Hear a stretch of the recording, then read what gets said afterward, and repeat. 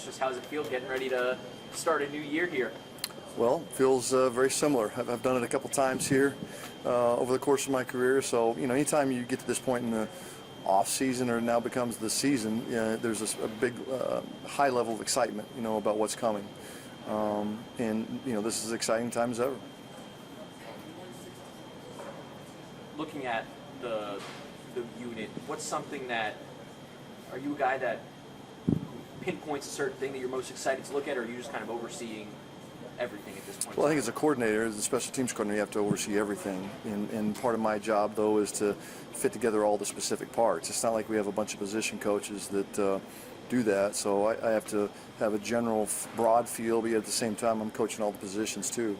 And I think I have to identify what the hot spots are for us, in addition to what the spots are that are new.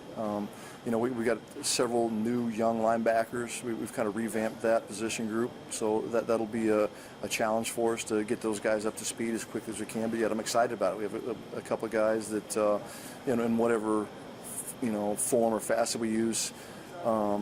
Demetrius Knight, and then I'm really excited about a Barrett too, just the same. So it'll be excited to get those guys going. We'll have a competition at long snapper, short snapper. So that one's going to be a big area of importance to us to get that point and get that position solidified as fast as we can. And it's to get Evan McPherson back on track, to get him feeling good and kind of get him back to where he was his rookie year. So those are a couple spots, I think, for us that are going to be important, to unfold here as training camp goes. Brought up Evan. Obviously, last year wasn't up to his best work, and how much of it is just maybe a reset in the off season?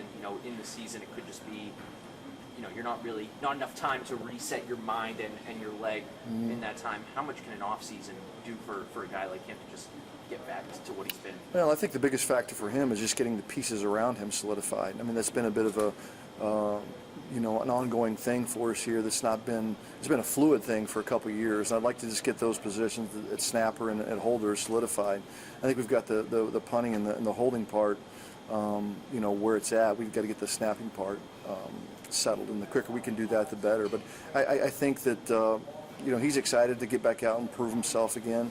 I think he feels his back's against the wall a bit, and he's not happy with how things ended up. And we got to get back to a spot we can count on. We're going to play in big games, a lot of big games, a lot of close games, which we found out has happened really throughout all of their career. That's kind of a prerequisite for that position, is being able to kick in clutch situations. And I still feel very confident about him. Was it up to what his standards were a year ago? No, and that's an area that we've got to get better at, and we got to get rectified and fixed quick.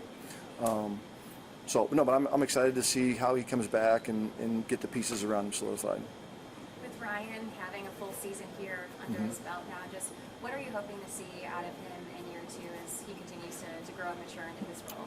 Well, I think we identified a couple things in the offseason, things that he did well, and then things we'd like to improve. I think we'd still like to improve his effectiveness in his directional punting, getting the ball outside more. He is, with all due respect to the guys who have been before him, but he is the most powerful guy that I've been around here. The sky is going to be the limit for him. So I think the biggest improvement in a player, especially a young player like that, comes between year one and year two of their career. Now he knows what to expect. He's been through an off season with us. This will be his second training camp. And so he'll have a better feel for how to get his body prepared, in addition to the things he has to do mentally. But I think he'll have a good feel for how everything fits together for him physically, and how he can work to stay as fresh as he possibly can. But we've really tried to hone in on his effectiveness in his directional punting, in addition be probably more aggressive in his plus 50 punting too, getting the ball down the field a bit more. Fair catches are okay at the 11 or 12 yard line, but we'd like to get the ball down a little deeper and give our gunners opportunity to maybe pin the ball inside the 5 more. So those are a couple areas that we'd like to improve. Darren, I'm curious, last year we saw him get a lot of reps with you at practice, Germaine Burton. Just what are your thoughts on how he sort of progressed from last year to this year, and will we see, maybe some reps on him during the game with a punt return or anything like that? Yeah, I think he'll be a part of the factor. It's so difficult to forecast, early like this, what our 48-man roster is going to look like. Not the 53-man roster, but the 48-man roster on game day. And so he'll certainly factor in on that. I do think that He did get an opportunity to do some of that, in the preseason a year ago. I probably never felt quite comfortable enough to put him in there in the regular season. But he's got to earn my trust. He's got to earn the trust of the rest of the team that if we do put him out there, he's going to handle the ball cleanly and make good decisions, and he's just going to be available to us. So he'll factor in for us. He'll be a big part of the competition at that position for sure. Ryan kind of blew Bengals fans away from week one when he had that first booming punt.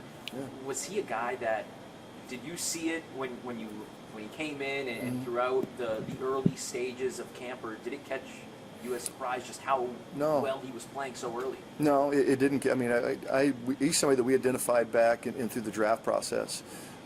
We didn't draft him, of course, and nobody did, but we fought hard for him after the draft. Ultimately, he chose to go to Kansas City. He liked the situation in Kansas City probably a little better for him. Kansas City then waived him, and then it was not long after that we brought him in for a workout. And so I'd seen him multiple times. I saw it, at the combine. I saw it at his pro day leading up to the draft. So it didn't surprise me that he did what he did, because it's something that we saw earlier. But when he came around his workout, I mean, he hit some punts even on his workout here when we first brought him in that I had not seen before. So it was good that he was able to carry that over in a game. Some guys do it in practice but can't do it in games, and he was able to do it both. So what we were seeing in practice, we also saw in the games too. So it was not a surprise to us. And you had brought up Barrett and Demetrius earlier on, having them work in. Yeah.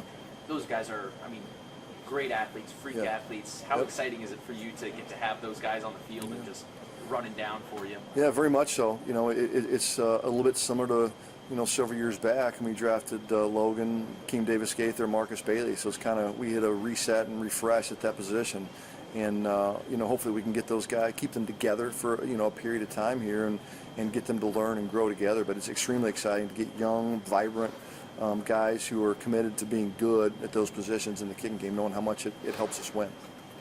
So it's a big deal.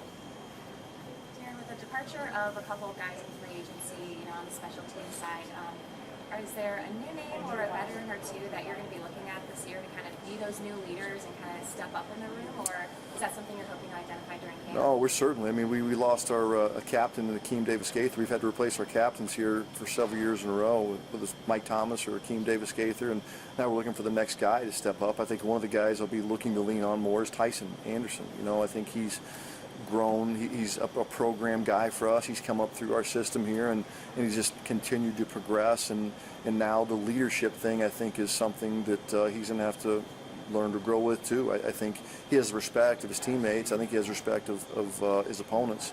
But he's going to have to take on a more active leadership role, as he's kind of one of the elder statesmen of the group. So yeah, that's going to be leadership and who is the veteran guy that we can count on to be the voice for the rest of the group is going to be a big part of how quickly we can get acclimated to playing well. What does it say about a guy like Tyson and also a DJ Ivey, guys that have just kind of scratched and clawed on keeping their name on a roster, and they do it through special teams, and now they have the potential to be leaders in that room? Yeah. I think it's very important because they've come through the system the right way. They've had to earn every single opportunity they've had. And we had guys like in the past, Akeem was the same way. He had to learn how to play in this league and learn to gain the respect of the guys around him, but he learned that from veteran players. And I think Akeem learned that from guys like Mike Thomas, and I think Tyson learned from guys like Mike Thomas who've been here in the past to really learn how to up their game and what it takes to be a Pro Bowl player at that position. And they've been very effective players.